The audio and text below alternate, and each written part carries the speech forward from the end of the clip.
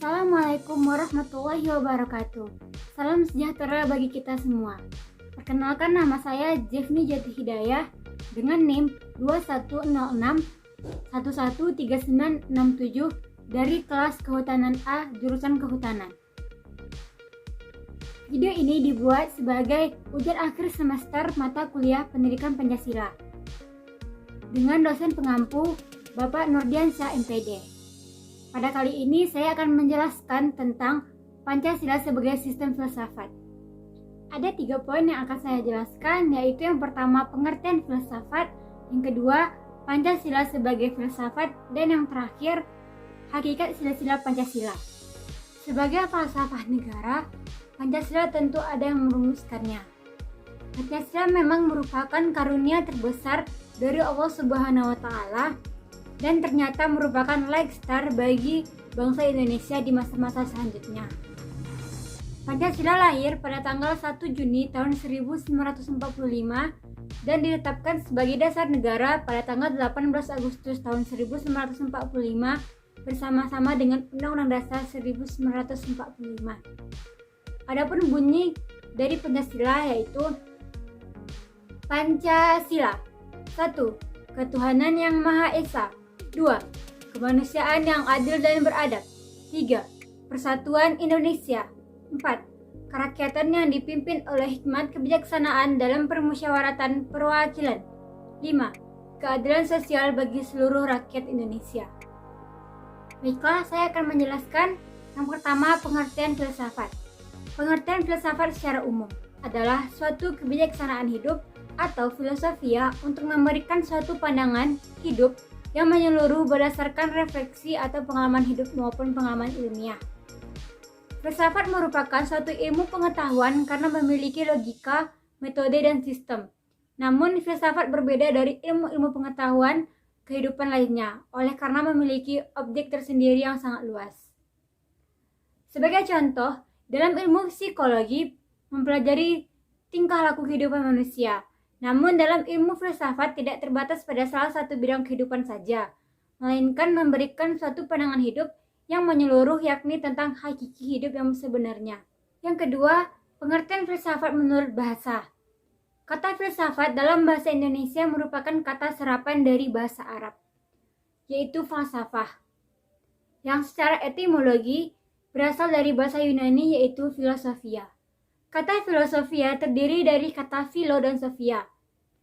Philo berarti cinta, namun dalam arti yang luas, keinginan akan sesuatu, dan oleh karena itu kemudian berusaha mencapai yang keinginan tersebut.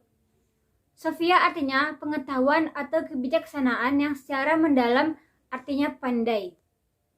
Dengan demikian, pengertian filsafat menurut bahasa Indonesia adalah keinginan yang mendalam untuk mendapatkan pengetahuan atau keinginan yang mendalam untuk menjadi bijaksana.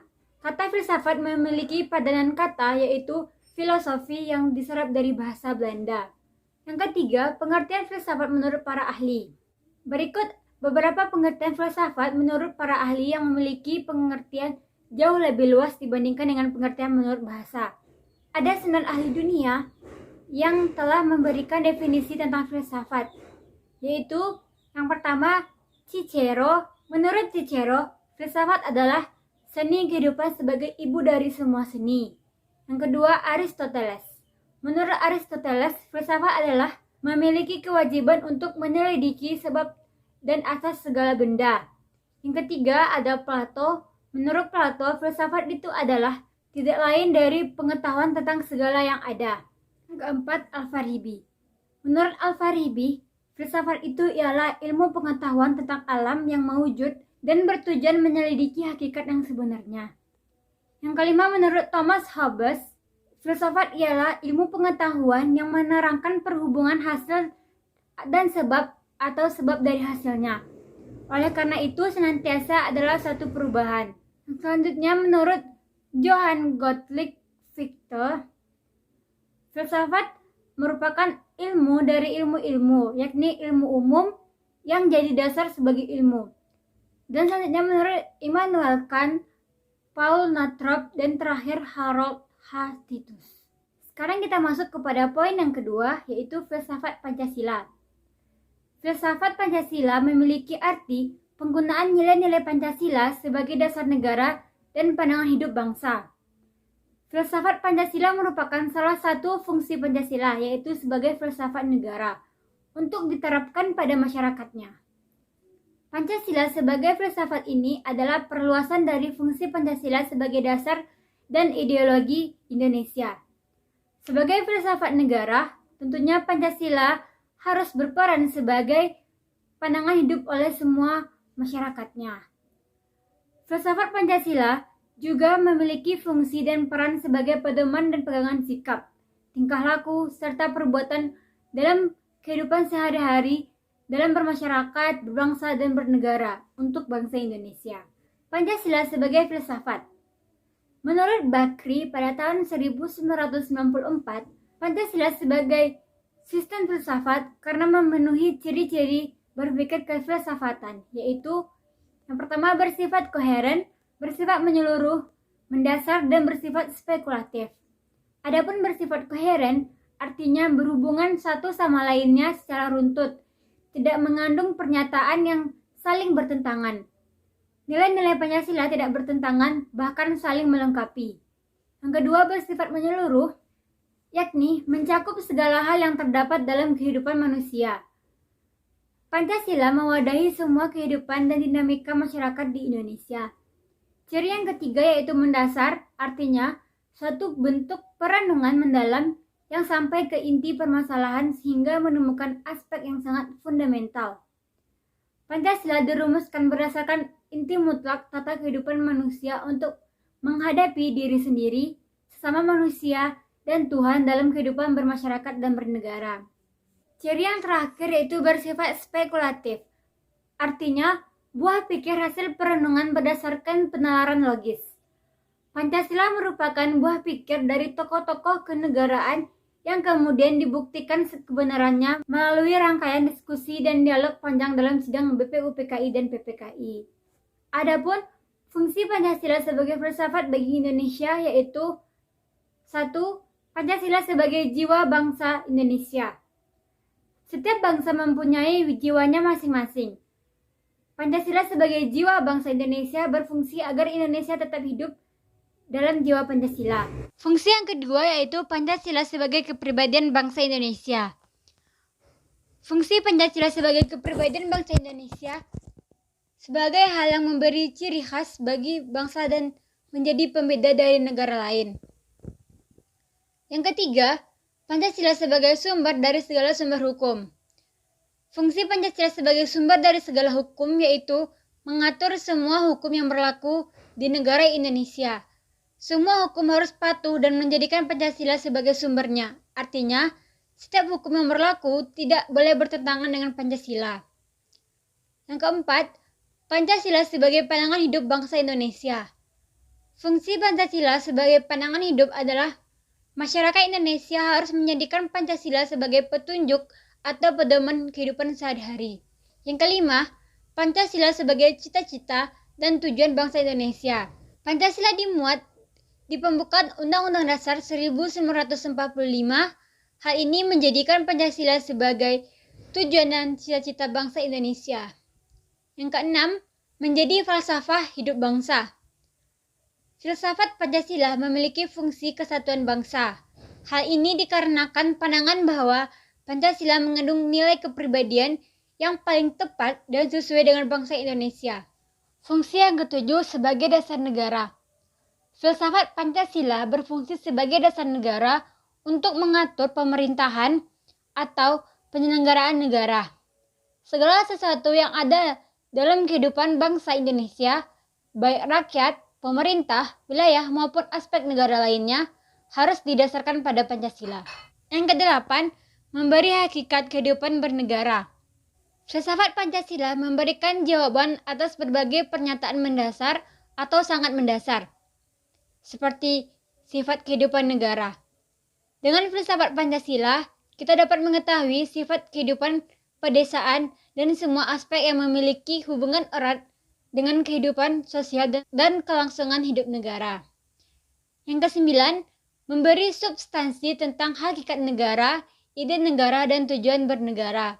Dengan filsafat Pancasila, kita dapat menemukan kebenaran yang penting tentang sifat negara, gagasan negara, dan tujuan negara Indonesia.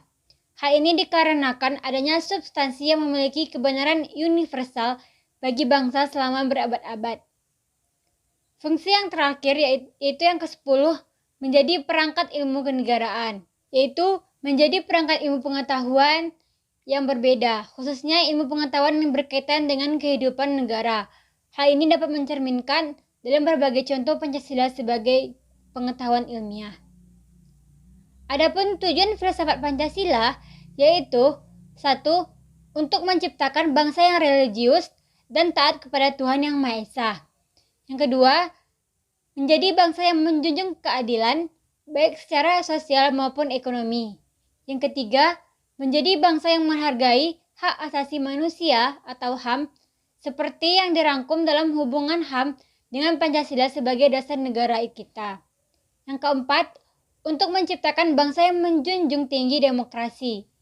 Yang kelima, menjadi bangsa yang nasionalis dan mencintai tanah airnya, yaitu tanah air Indonesia. Adapun pengertian filsafat Pancasila menurut para ahli Indonesia, yang pertama oleh Insinyur Soekarno. Menurut Soekarno, filsafat Pancasila merupakan sifat asli dari Indonesia yang diambil dari budaya dan tradisi Indonesia dan akulturasi budaya Hindia atau Hindu-Buddha Barat, yaitu Kristen dan Arab Islam. Yang kedua, menurut Soeharto, filsafat Pancasila mulai mengalami perubahan. Semua elemen Barat disingkirkan dan diganti dengan interpretasi dalam budaya Indonesia atau Pancasila Truly Indonesia.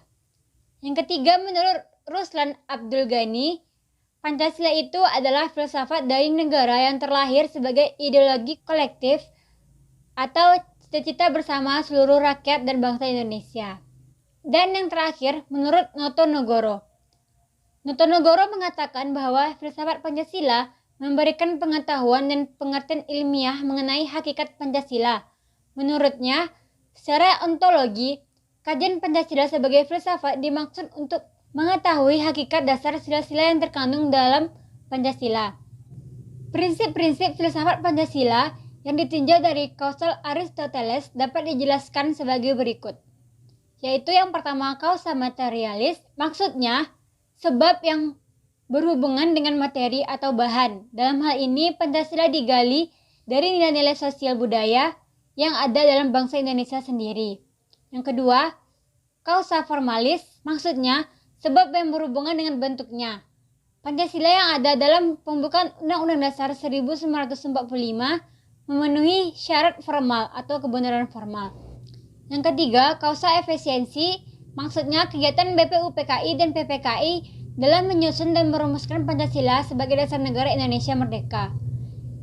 Yang terakhir, kausa finalis, maksudnya berhubungan dengan tujuannya. Tujuan diusulkannya Pancasila sebagai dasar negara Indonesia merdeka. Poin yang ketiga, hakikat sila-sila Pancasila.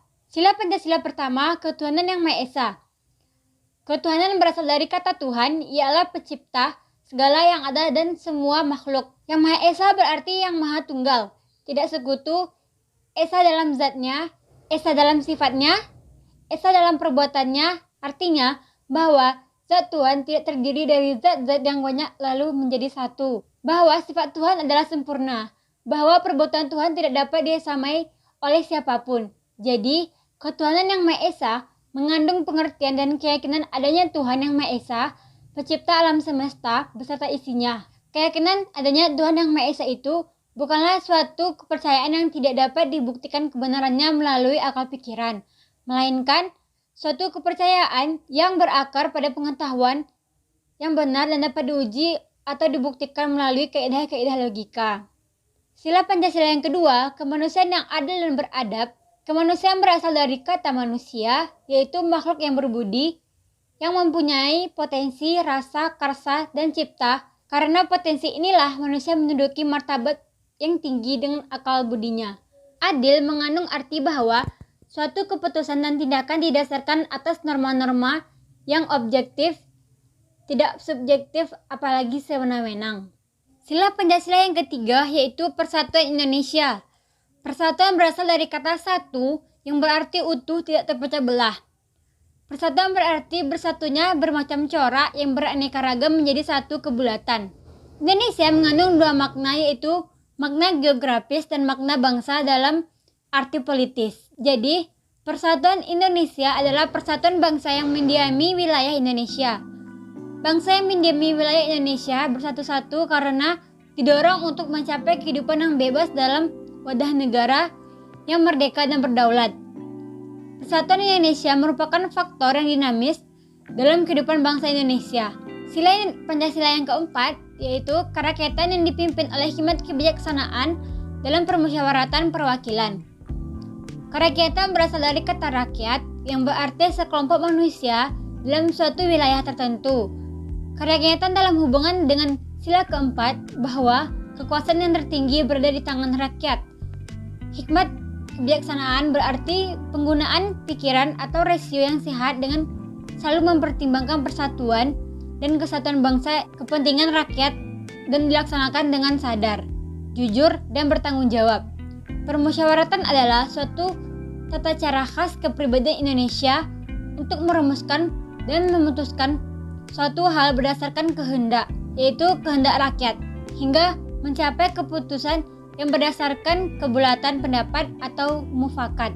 Perwakilan adalah suatu sistem dalam arti tata cara, mengusahakan turut sertanya rakyat mengambil bagian dalam kehidupan bernegara melalui badan-badan perwakilan. Sila Pancasila yang kelima yang berbunyi keadilan sosial bagi seluruh rakyat Indonesia. Keadilan sosial berarti keadilan yang berlaku dalam masyarakat di segala bidang, baik bidang kehidupan, baik materi maupun spiritual. Seluruh rakyat Indonesia berarti setiap orang yang menjadi rakyat Indonesia, baik yang berdiam di wilayah kekuasaan Republik Indonesia maupun warga negara Indonesia yang berada di luar negeri. Jadi, sila kelima Pancasila berarti bahwa setiap orang Indonesia mendapat perlakuan yang adil dalam bidang hukum, politik, sosial, ekonomi, dan kebudayaan.